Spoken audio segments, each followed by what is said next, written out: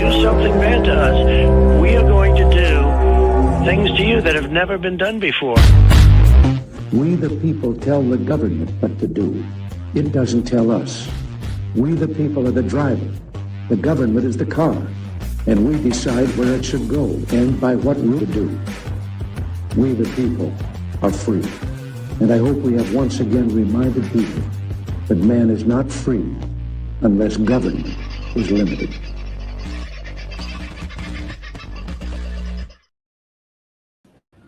Well, there we go. Popped up in the corner. Bring me up the whole side. How are you, folks? Having a bloody good sort of a Thursday, isn't it? I don't know. I get lost with the days some days. Why? Because I'm spending a lot of nights doing a lot of weird, strange things, not necessarily sleeping, unfortunately. I am watching a lot of things happening with the bullion market as the world progresses. We are in historic times. What can I tell you? Ainslie Bullion today, right now, is trading at a spot price of $165.72, but you won't get an ounce of silver for $165.72 at Ainslie Bullion or anywhere else for that matter. Ainslie Bullion, as far as I have seen, are the cheapest ounces of silver that you can buy in the country at the moment. I've looked at a lot of bullion dealers in a lot of different parts of the country. And in some places like Hobart, for instance, you will pay in excess, or yesterday at least, you would have paid $215 for an ounce of silver. Now that's comparable to where Chinese money is sort of paying for silver at the moment, although they're paying in US dollars, so it's still well undervalued. But also I've seen videos put out by bullion dealers in various parts of the country. These are small dealers, obviously. They are announcing that they cannot get stock for some months. I noticed that one of the big bullion dealers in Sydney has put up a note that said if you want to buy, I can't remember, they were quite sizable bars, whether 100 or 1,000 ounce bars, I can't remember. But delivery wasn't expected until the end of March at the earliest. So delivery is tightening up around the country. And for those of you who ordered through ainslieBullion.com.au and you have been in that back order, I have some good news for you. I spoke to Michael Engerman this morning from Ainslie Bullion. They are rushed like never before. Unprecedented is how he described what's going on in bullion offices around the world. But Ainslie Bullion's offices in Melbourne, Brisbane and the Gold Coast are certainly no exception. There are people lined up out the door at all of the bullion offices everywhere in the country. You've probably seen pictures of people on the streets of Sydney. That is also happening in Brisbane. I don't know that they're out the street and down into the underground car park quite yet at the Gold Coast, but they are certainly lining up there too. Get in early is my advice, rather than waiting until the afternoon. And there's a reason for that. Ainslie Bullion have announced they are going to tighten their day trading hours because they are simply unable, with the current amount of staff that they have, and they've been putting on staff almost constantly since they came back, they are unable to provide the service that they wish to provide to all Ainslie customers with the amount of time available every day and the amount of people. So they are limiting their opening hours in all of their offices, that's the Gold Coast, Brisbane and Melbourne, from 9 till 4. They're going back to 9 to 3 trading. So the doors will only be open from 9 in the morning till 3 in the afternoon from next Monday until further notice.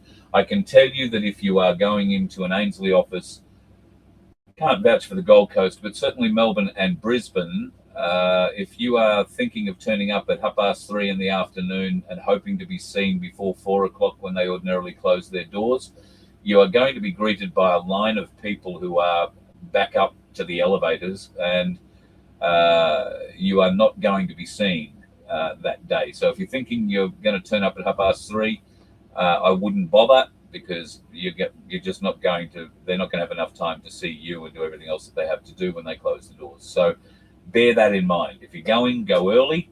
Otherwise, take full advantage of Ainslie's online service. where you can buy particularly and have it delivered.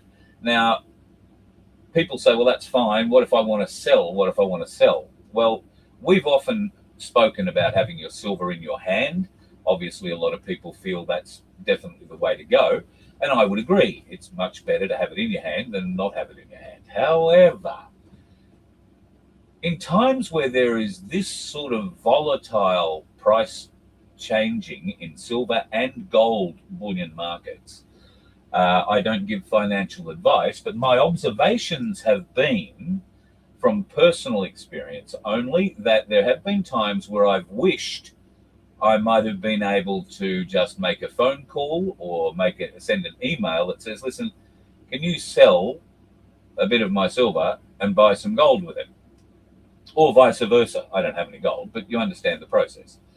If I want to do that now, I have to go and take, my few coins into Ainslie Bullion, which means at the moment a 45-minute drive or longer, depending on which office I go to, and then probably at least that kind of a wait, if not longer, before I'm seen to be able to exchange my few bits of silver and try and trade it for a bit of gold.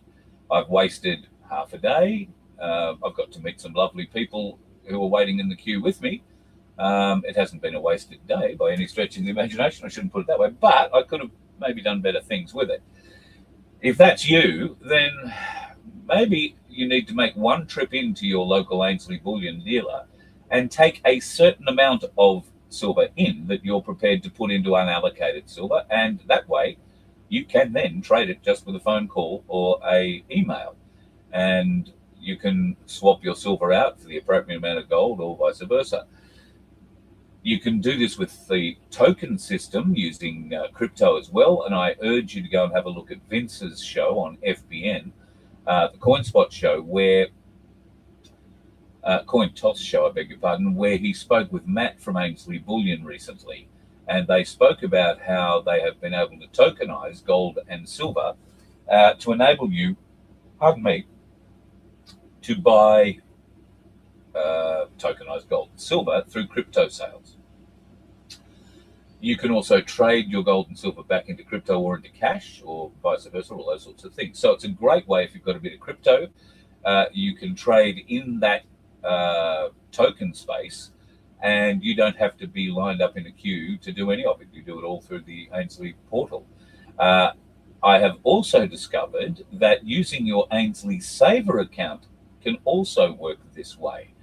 Now, you've heard me talk about the Ainslie Saver account, and I'm embarrassed to admit that up until 2 days ago, I hadn't started it. I hadn't started one. I've been telling you for a year to go and do it.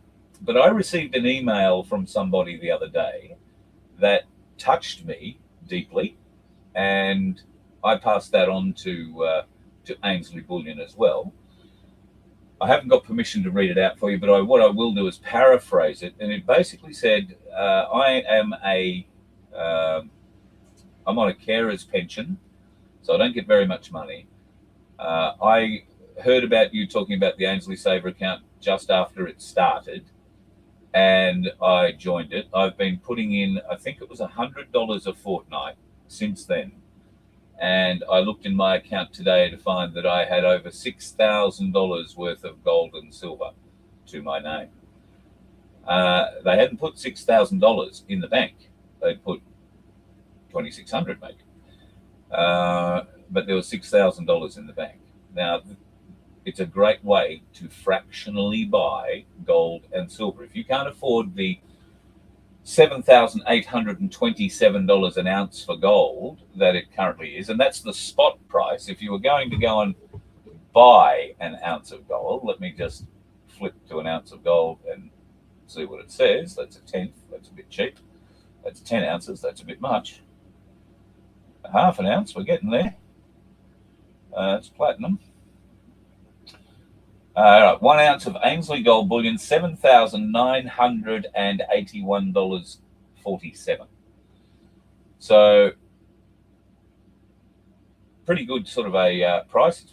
don't don't think it's going to be long before it busts through $8,000 an ounce, folks. But you may not have $8,000 to plow into an ounce. But what you might have is $50 a week, $50 a fortnight, $100 a month, whatever you can put in. I think the minimum at this stage is $50.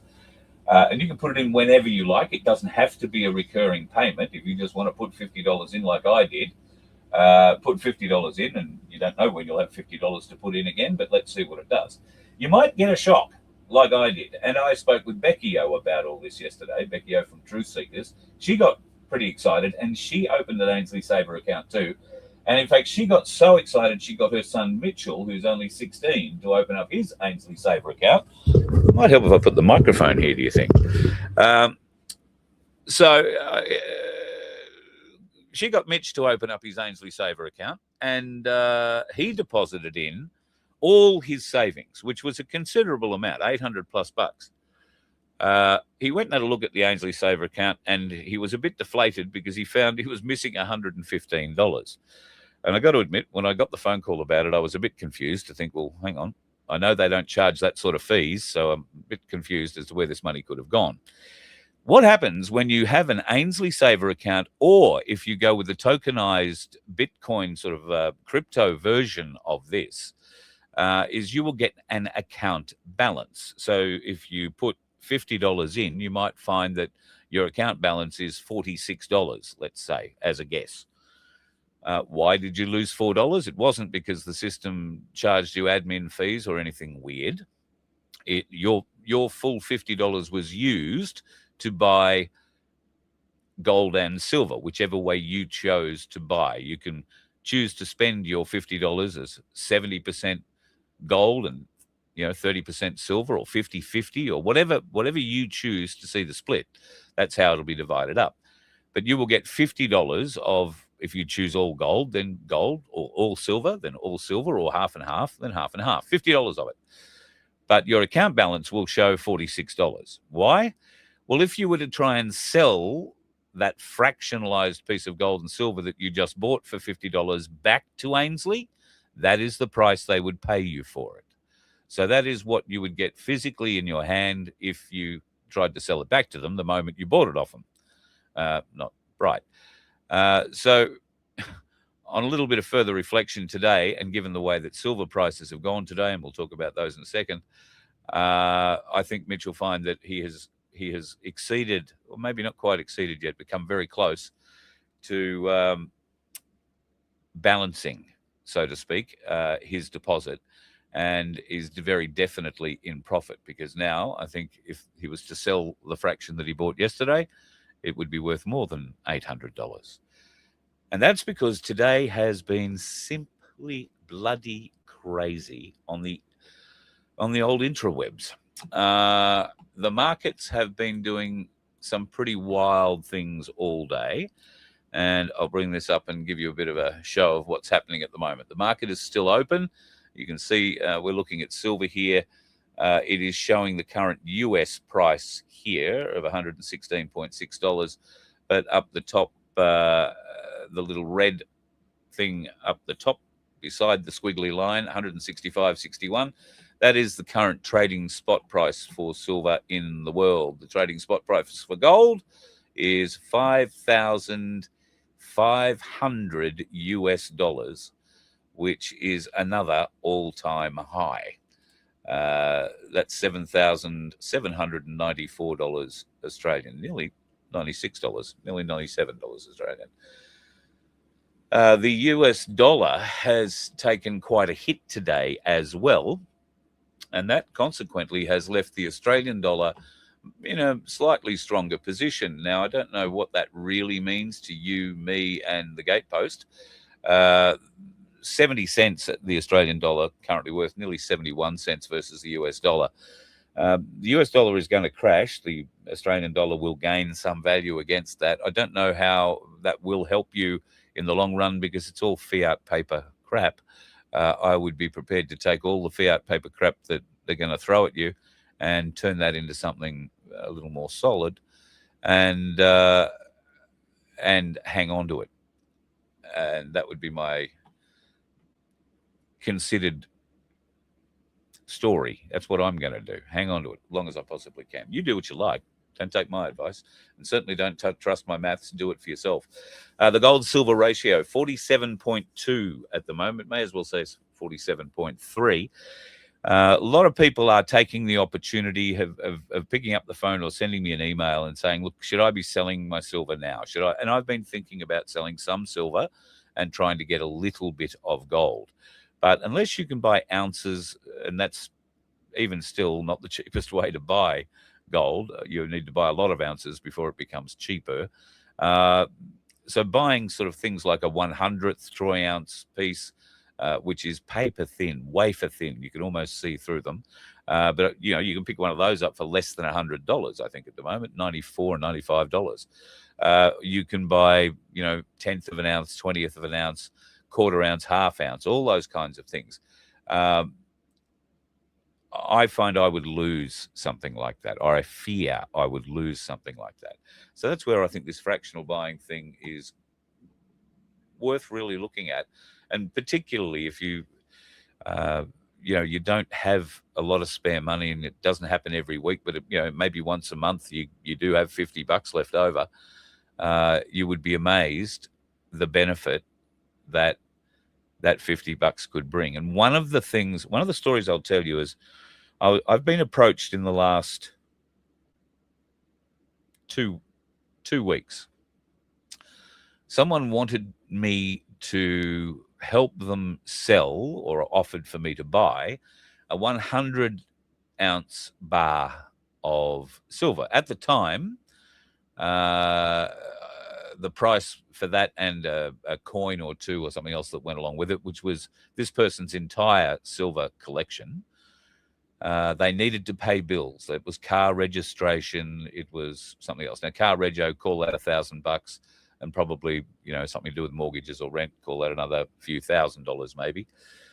The price of the bar at that time, if Ainslie were to buy it back, was about $13,900, thereabouts. I organised some people who said they would be interested in paying what was asked and, you know, trading it all over, maybe helping out, providing a little trade of silver and cash so that she wasn't out of the silver market completely, this lady. I hope that she found another way, because in the 2 weeks since all that sort of happened, that same bar has picked up $7,000 in value. Now, the reason I tell you this story is because even having a little bit of silver at the moment makes a big difference. And all indications are, while a pullback, and Michael from Ainslie Bullion, the CEO, who you'd imagine knows much more intelligent people than me in this regard, he warned me this morning. He said there will be a pullback, Carl, and it will be a strong pullback. He said, I don't know when it will be. He said, I've picked it twice for it to come twice, and it's those times have come and gone without there being a pullback at all. So the market is not working towards or working along the lines of what people would historically think. It is behaving differently, but it's also showing signs of similarity. Just on the scale is what is different. Okay, so the massive uplifts on a daily basis and the massive drops. So we saw 2 days ago that the price lifted to $117 US an ounce and plummeted back down to 103. Now, it's taken 2 days to recover, but we are now, what were we showing there before, 117 again? It's been at 118 most of the day. So new high reached today. At the moment, it's at 116 US dollars. Now, that's indicating there's a bit of downward pressure on it at the moment. Is it going to go and plummet and drop 20 to 30%? They were the figures that Michael Engerman quoted me this morning. This pullback, or a pullback, the big pullback, could be 20 to 30%. That's nothing to freak out about. He said it's a natural event and it should be expected. So those people who are what we're calling riding the bull will be watching for signs of that event. And the market has shown that. If you are very edgy and thinking, oh, look, I want to sell all my silver before it all drops price, and you happen to be watching that ticker that I showed you earlier, which you can pick up for free, by the way, at tradingview.com. And there's a little hamburger over on the left-hand side of the screen, 3 lines. Click on that. You'll get products in a menu. Click on the products and get super charts. And that's the thing that'll pop up in front of you, and just select gold and silver and make them on your watch list, and that's easy. You can keep an eye on it yourself. But you could drive yourself crazy if you are nervous about missing out on the gains that you've already got. Because if you were watching the other day and it hit at $117 US and you had paid effectively, $30 US for your coins or your silver, that is a hell of a great, depending on how much of you got, a great windfall. And you might have thought when you saw it start to plummet, and over the course of an hour it dropped $15 an ounce, you might have started to sell. Most of you, I don't think, did.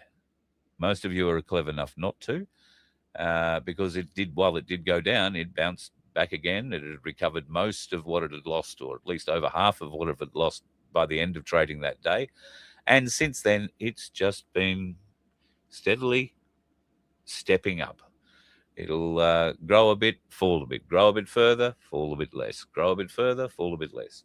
So stick with it, folks. It's riding the bull, up, down, and all around. And it's very exciting times.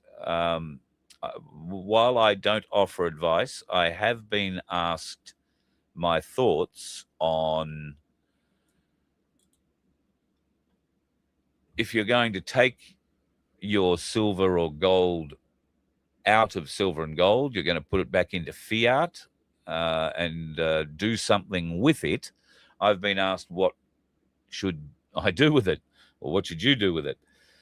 Look, that really depends on you. If you don't have to access your gold and silver at the moment, I wouldn't for any reason. But if you happen to have enough of it right now, given that the whole market has gone the way it's gone, and what used to be, call it a modest silver holding, has now grown into an exceptional silver holding, then I would suggest, no, I wouldn't suggest, I don't make suggestions, but if I was in that position and I owned a house, I would look at selling some of that windfall silver and gold money to pay the house off.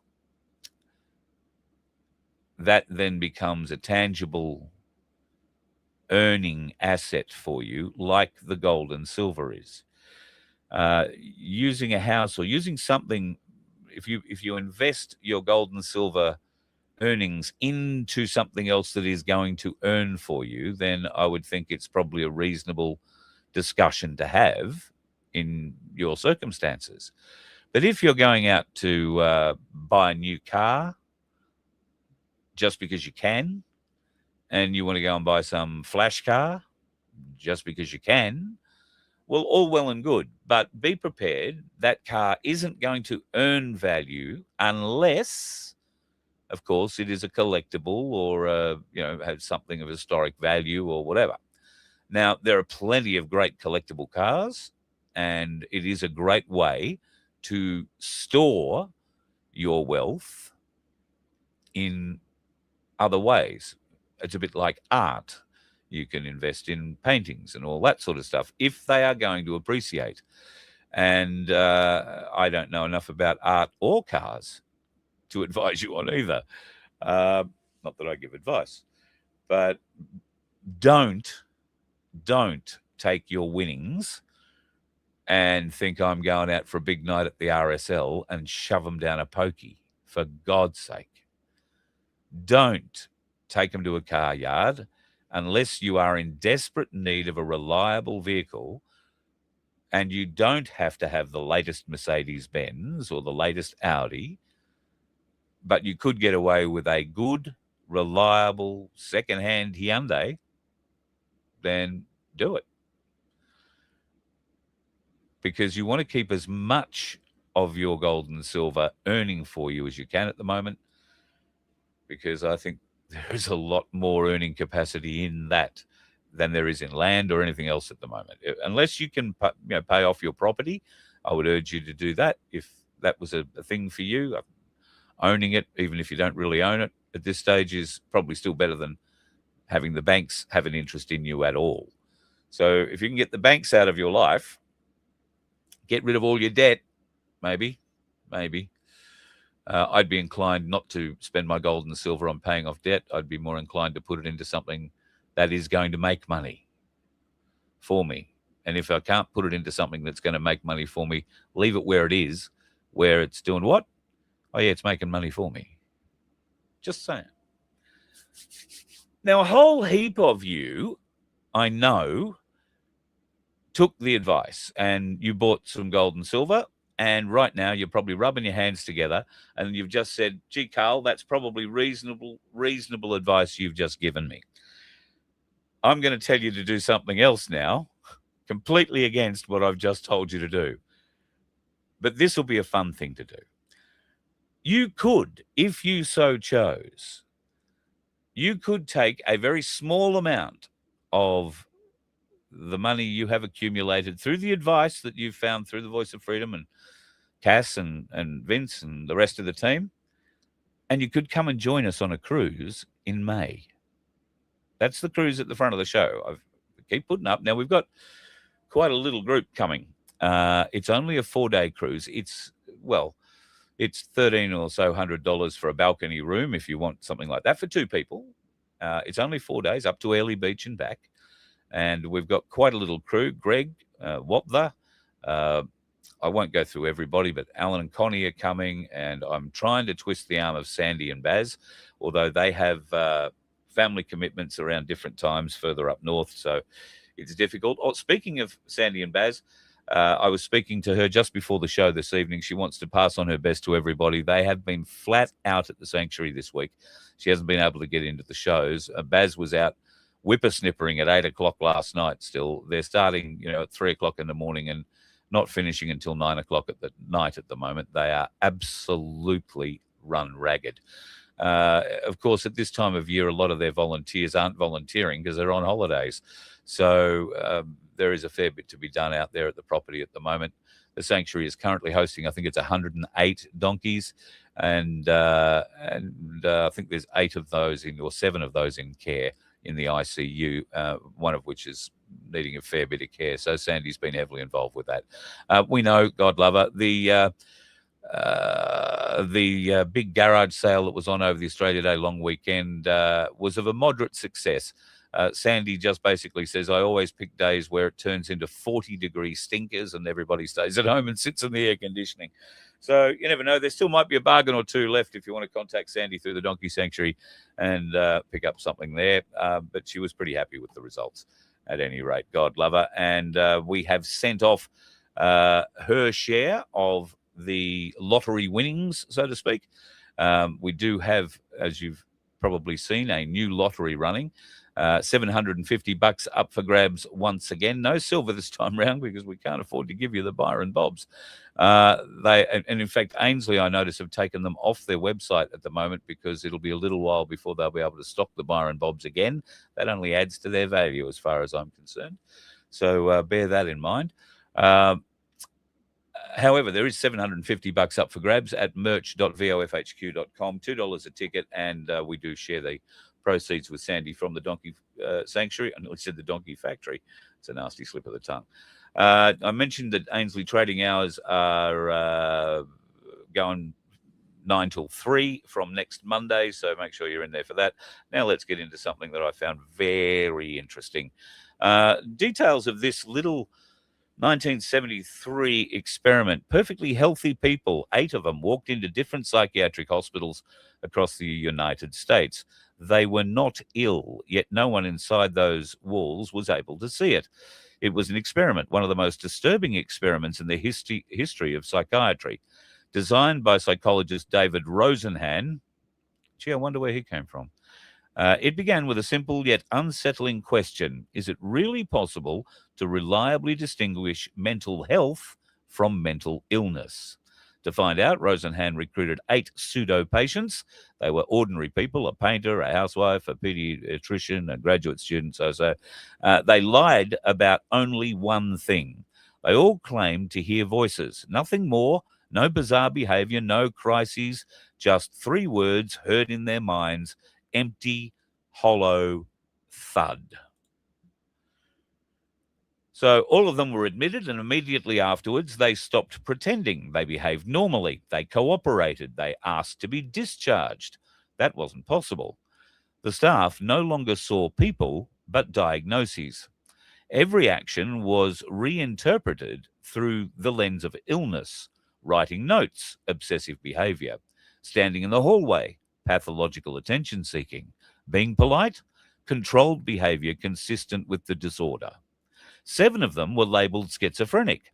1 was diagnosed as manic depressive. Not one single one was recognised as healthy, not one. But the real patients noticed. Some approached and whispered, "You're not like the others. You don't belong here." They saw what the experts could not recognise. The average length of hospitalisation was 19 days. 1 person remained hospitalised for 52 days.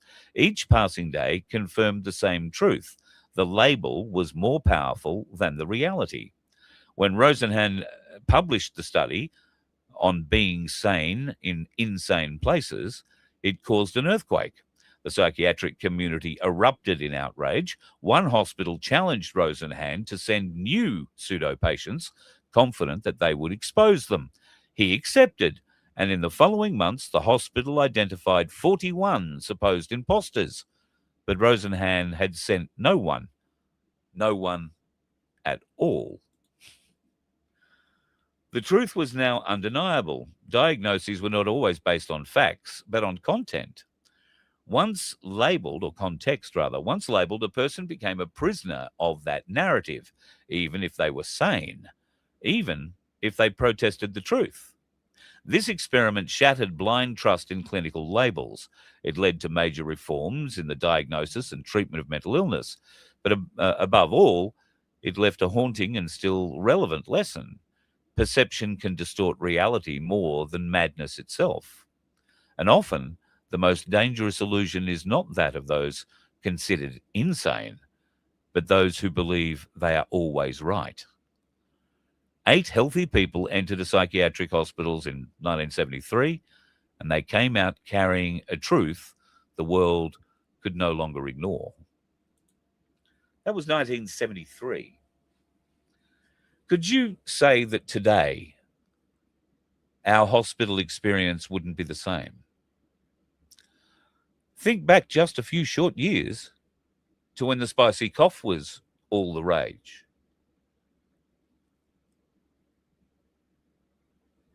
You're starting to get the link? Whether you had it or not, you had it. The diagnoses didn't matter. They were told, though you were already diagnosed. The evidence of that diagnosis didn't matter.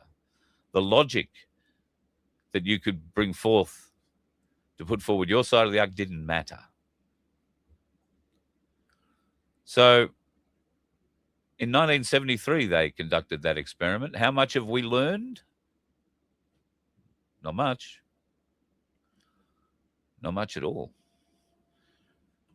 I just thought one of the more interesting psychological experiments that we come across. And boy, didn't they do a heap of them. The 50s and the 60s are just full of them. Speaking of psychological experiments, I don't know how psychological this would in fact be, but it's more an exercise in compliance. I received this from the ANZ yesterday, I think. I haven't updated my details on the app. Now, my details haven't changed, so any details that the app had are correct, but for whatever reason, it wants me to go in and jump through hoops. If I don't update by March 3rd, my banking services may be impacted. Well, they may need to restrict my access. They might cease providing financial products and services altogether or prevent me from opening new products. They are telling you you would, you must, you will comply with their obligations. Now, right now, the ANZ is simply asking for me to make sure that my address is the address that I say my address is, and my phone number, I guess, and that my name hasn't changed and all that kind of crap. But if I refuse, for whatever reason, to go into the app and tick the little box that says, yes, all that's the same, or whatever, they are going to potentially restrict my services, restrict my ability to access my own money, restrict my ability to use their cards because they own the cards, not me, and maybe unplug me completely from the bank. I don't know. There was no mention of them returning any money that might be in the accounts there. I'm sure they would, because without it, that'd be theft. And I'm sure this is something that all the banks are doing.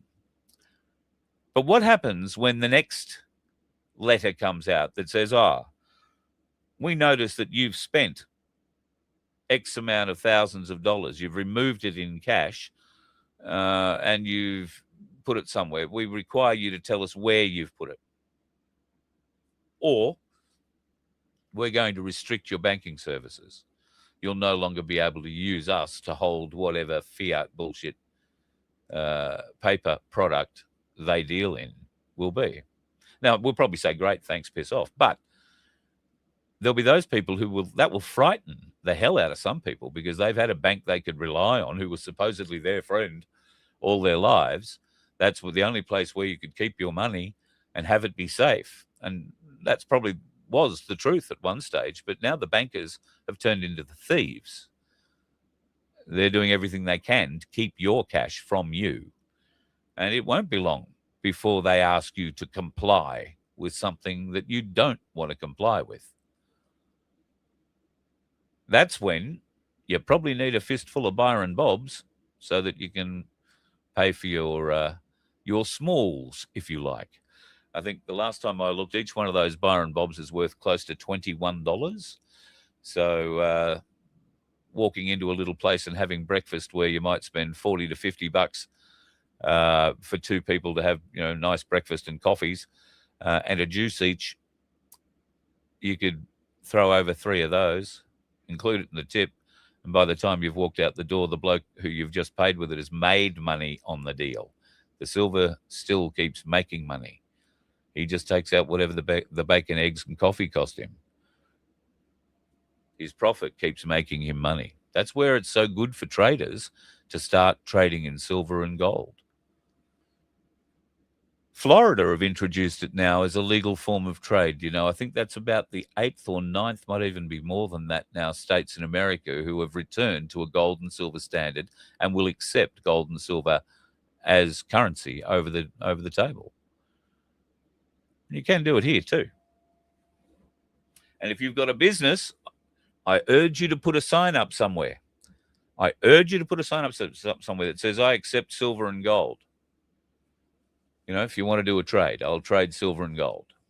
You watch people come out of the woodwork, all right? And it's good value. Nobody's ripping anybody off here.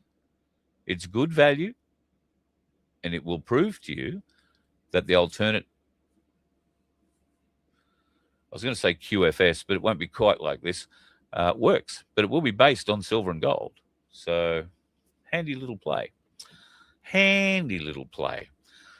Donald Trump has officially had America exit the World Health Organization. Can I have a round of applause, please? Yay. He gave them notice a year ago and said that they would be leaving about now. And clearly he's followed through. The American people, at least the ones that are currently thinking, are very supportive of this move, and the Democrats, of course, have gone purple in the face over it, as they normally would. Of course, in Australia, the people have wanted to exit the WHO, the WEF, and the UN pretty much solidly, I believe, for the last 3 or 4 years. I think we've had an underlying social feeling of it for the last 10 or more, but I think the people's vote has swung much more in favour of getting out of all of them the last 3 to 5 years than ever before. And I think the majority of Australians want to be out of those organisations. However, we have a Labor Liberal uni party that is guaranteeing we are going to stay in those organisations until they are thrown out, until they are dismissed from power, and until someone has enough guts in power to remove us from those critical elite devices that try and exert their power across us. And that leads me into Pauline. Pauline has been saying for the last, I don't know how long, years, that should one nation ever get into power, then the first thing that she would do is remove, one nation would remove everybody, or remove Australia from the WEF, the World Health Organization, and the UN. Now, she's been consistently saying that. Now it looks like there has been a bit of support thrown behind one nation. Now it looks like there is potential for her and the party to stand up and become leaders in this nation, or at least a serious challenge for leadership in this nation. And that's making a lot of people sit up and take notice, including, I suspect, President Donald Trump, who would no doubt support some of the clear-thinking policies that Pauline Hanson and One Nation have articulated, especially recently. But all along, she's been sprouting some pretty solid crap. I beg your pardon. She's been sprouting some pretty solid information that has been termed as crap through the mainstream media. Pauline, I can't say in every case has been right, but she's certainly been right in most of them. And she was certainly right when she predicted that the Kiss My Ass song that Holly Valance wrote for their movie, a super progressive movie, would go to number 1 on the iTunes charts. And look at that. It went to Spotify number 1, went to iTunes number 1, and then Apple removed it. I'm not sure if Spotify or any of the other music things have removed it too.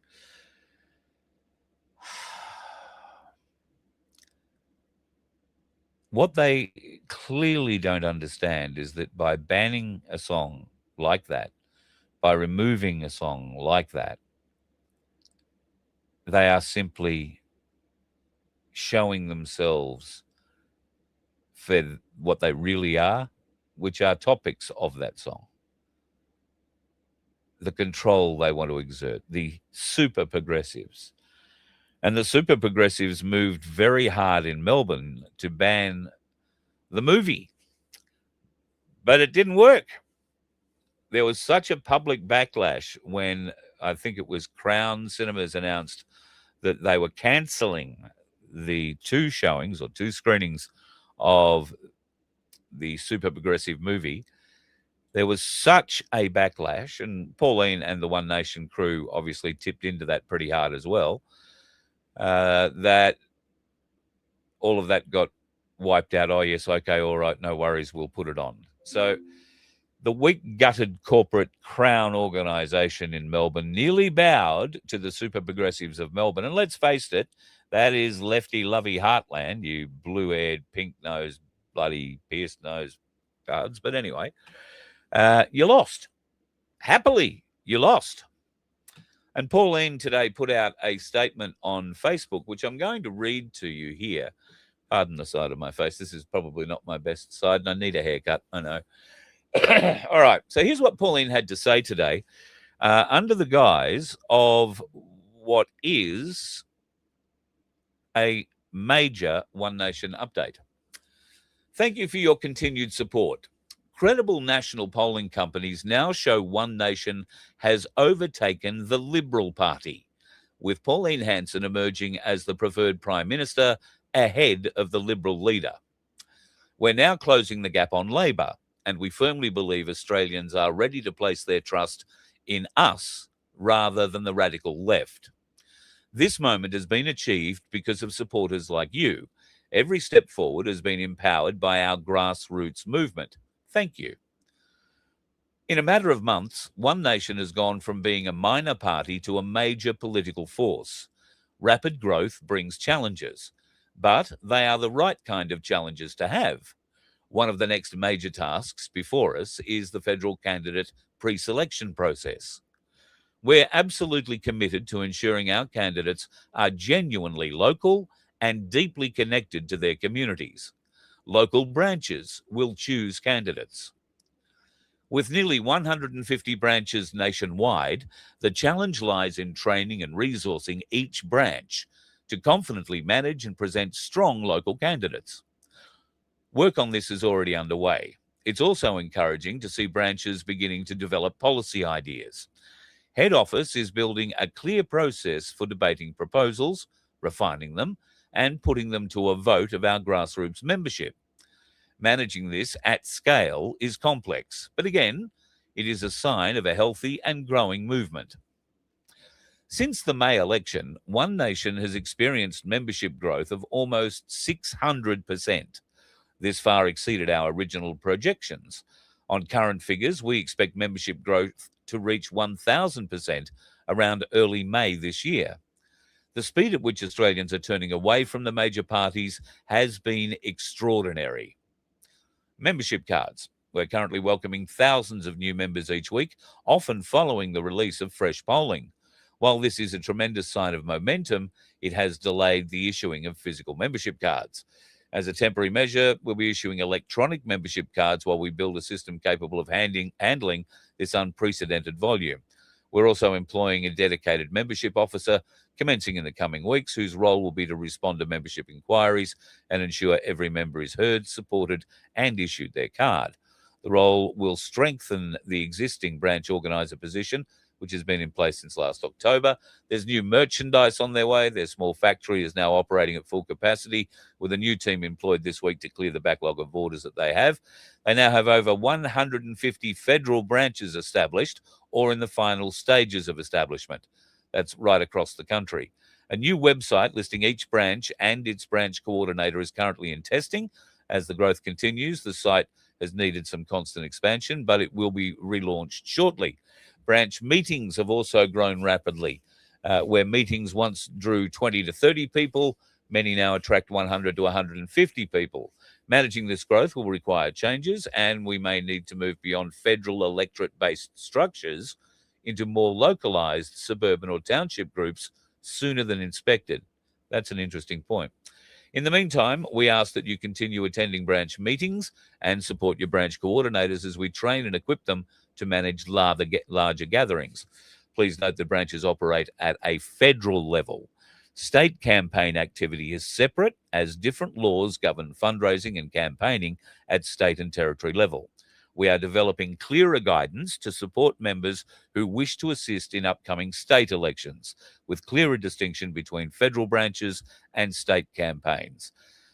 Information regarding branches, including the bylaws of said branches and responsibilities, code of practice, guidebooks, and upcoming gatherings, etc., you can see in a link which I am pasting up into the chat right now.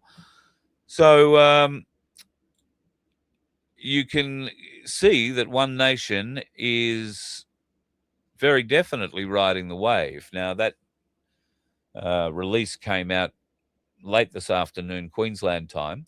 I'm not sure of the poll that they are quoting there, saying that they are now outvoting the Liberal Party, but I don't doubt it for one moment.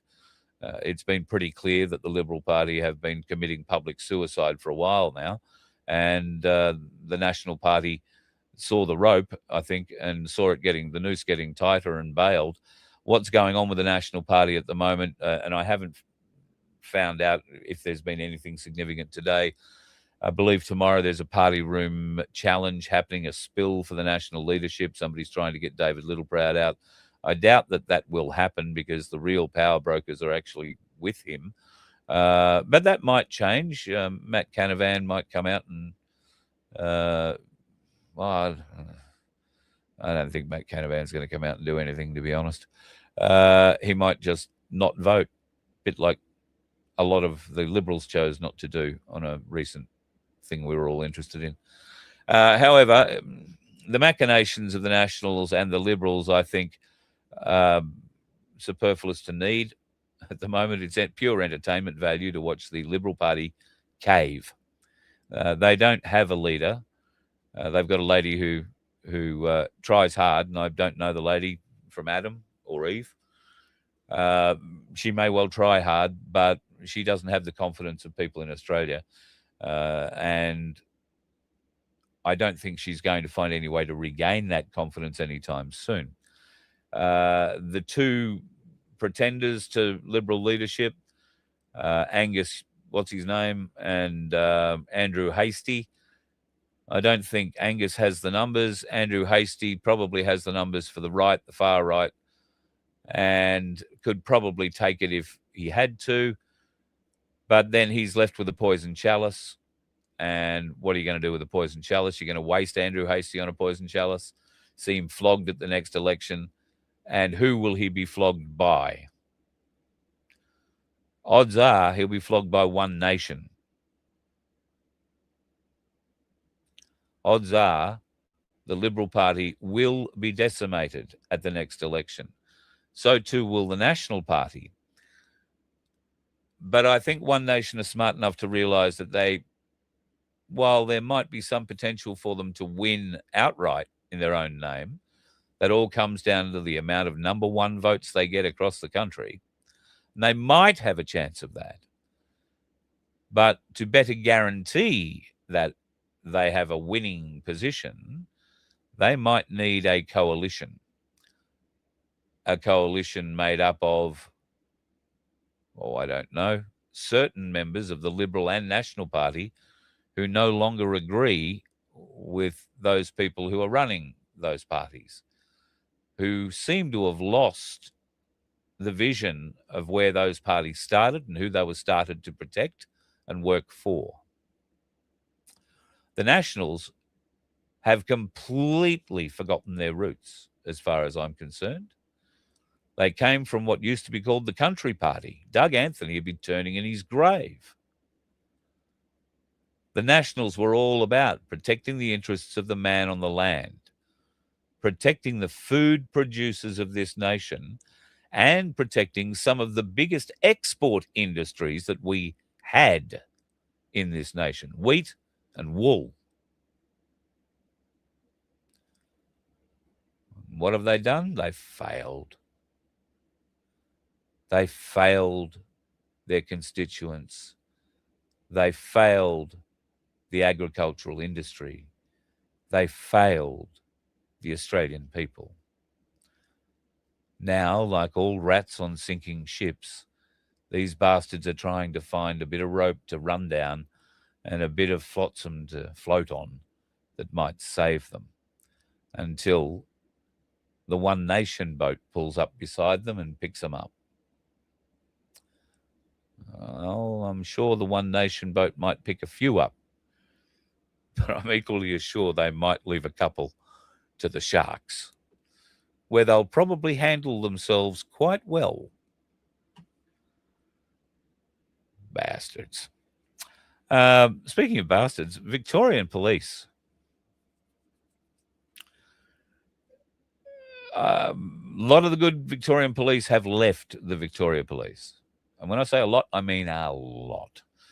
Like every other police force in this country, Victoria Police have been advertising extensively for new recruits. Please come be a copper. Come and have a life of eternal abuse and moderate training.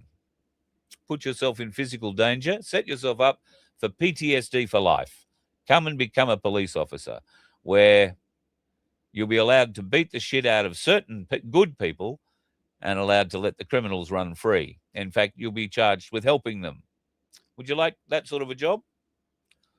Well, we know that that job was offered to many, many people here in Australia, and many chose it not to accept it, but it has been taken up to the many thousands overseas that it was offered to.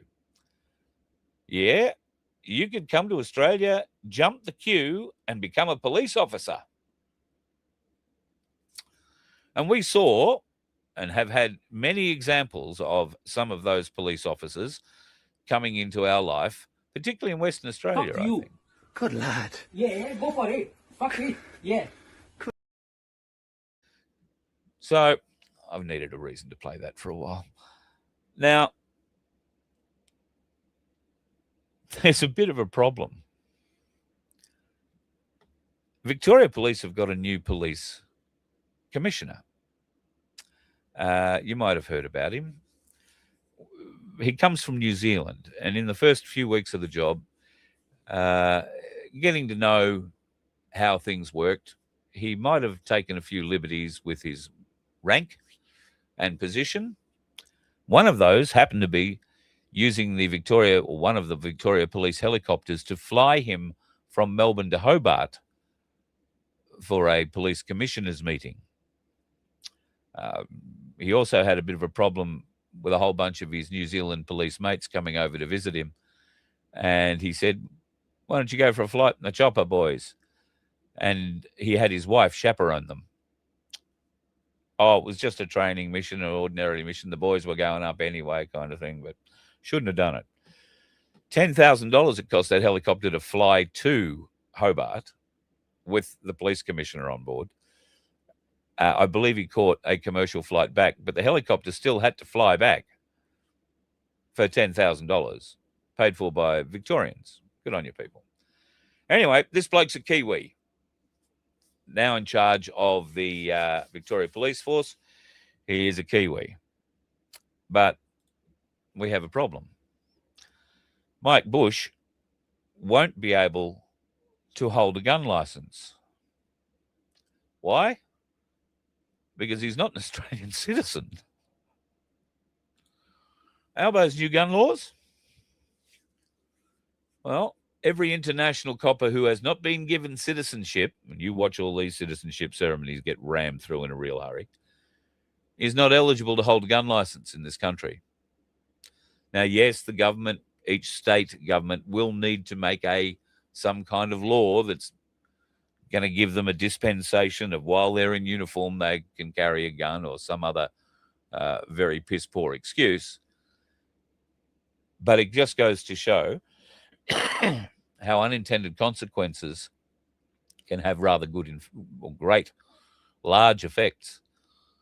And of course, Albanese and his sleazy bunch of political malfeasant pricks have just laid open a huge potential legal issue for not only their government going forward, but everybody else. Couldn't happen to a nicer bunch of flogs, if you ask me. Victoria Police are also looking to get you to step into your new career. You'll get 9 weeks of annual leave and paid training from day one. Isn't that nice? You'll learn how to flog the people you used to like walking on the streets beside and calling your friend, and you'll learn how to flog them while wearing all the protective implements that the government can supply you. You should be very proud of yourself. I'll move on and get me started. I saw this posted up on, I think it was Facebook today. We're hearing a few rumors of a huge convoy to Canberra happening once again. Bullshit. Why? Why? Why? I mean, I'm all for going back if there is a reason to go back. But I'll be honest, most of us can't settle on one reason. Most of us couldn't settle on half a dozen reasons, and there are probably 100,000 reasons why we should go back. But we can't settle on one of them. We can't settle on what would be the goal of going back. What would be an acceptable outcome of going back? How long are we going back for? Until Hoodie tells us to go home and come back again in March when it's cold? We can be guaranteed the Aussie Cossack won't be there at this one. Well, unless something drastic's changed. So you won't have to worry about that input. But why? Who is trying to muster up this support for another march to Canberra, and for what friggin' reason? What are you going to do there?